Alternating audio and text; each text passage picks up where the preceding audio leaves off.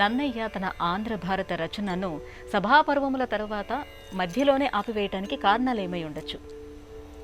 అనేకం ఉన్నాయి తల్లి. ఒకటేమిటంటే, ఆనాటి కాలంలో ఉండే అవసరాలకు అనుకూలంగా సమాజ స్థితిగతులను గమనించి అతి బృహత్తరమైనటువంటి కార్యక్రమం 1,00,000 శ్లోకాల పైన ఉన్నటువంటి మహాభారతాన్ని తెలుగు చేయాలి అనే సంకల్పం చేశాడు. రాజరాజ నరేంద్రుని అభ్యర్థన మేరకు ధర్మతత్వజ్ఞులు ధర్మశాస్త్రం బనిరి, అధ్యాత్మ విధులు వేదాంతమనగా అంటూ ఆరంభం చేసి 18 పర్వాలలో విభజన చేసి సమగ్రమైన భారతాన్ని తెలుగులో స్వేచ్ఛానువాదంగా ఆది పర్వము, సభాపర్వము పూర్తి చేసి అరణ్య పర్వములో శారద రాత్రులుజ్వల అనే పద్యం వరకు, ఆ తదుపరి ఆగిపోయింది నన్నయ్య కలం.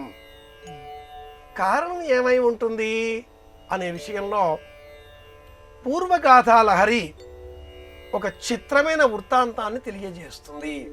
ఆ కాలంలో భీమకవి అనే మరి ఒక కవి కూడా ఉన్నాడు, చండ ప్రచండు.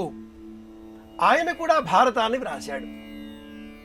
వ్రాసి నన్నయ్య, నారాయణ భట్టు అనే మిత్రులు కలిసి ఈ భారత ఆంధ్రీకరణ చేస్తూ ఉండగా తాను వ్రాసిన గ్రంథాన్ని తెచ్చి ఇచ్చాడు, పరిశీలించమని కోరాడు. నన్నయ్య తాను వ్రాసిన గ్రంథానికి పేరు ప్రఖ్యాతులు వస్తాయో రావో అనే ఉద్దేశ్యంతో భీమకవి అందించిన ఆ భారతాన్ని భద్రపరిచాడు, బహిర్గతం చేయలేదు. కొంతకాలం తర్వాత ఇంటికి మళ్ళీ వచ్చిన భీమకవి నన్నయ్య గురించి వాకబు చేశాడు. నన్నయ్య గారు ఎక్కడున్నారు, భారతాన్ని చూశారా అని అడగగా ప్రాజ్ఞులు నన్నయ్య గారు ప్రస్తుతం అరణ్యంలో ఉన్నారు అని చెప్పారు.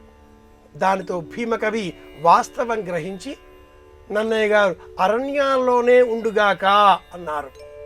ఆ మాటతో అరణ్యంలోనే నన్నయ్య గారు అర్ధాంతరంగా ఆగిపోవలసి వచ్చింది అనేటటువంటి కథను పూర్వగాథాలహరి విశేషంగా తెలియజేస్తుంది. నారాయణ భట్టు అనే 8 భాషలలో పండితుడైనటువంటి స్నేహితుడి సహకారంతో నన్నయ్య భట్టారకుల వారు ఆంధ్ర శబ్ద చింతామణి అనే గ్రంథమును అందించిన అనంతరం ఇలా మహాభారతాన్ని ఆంధ్రీకరించేటటువంటి ప్రయత్నంలో శారదరాత్రులు జ్వల అనే పద్యం వరకు వ్రాసిన భాగాన్ని ఈనాటికి మనమంతా కూడా చదువుతున్నాం. ఇది ధర్మమే ప్రధానంగా ఉన్నటువంటి రచన అని చెప్పుకోవాలి.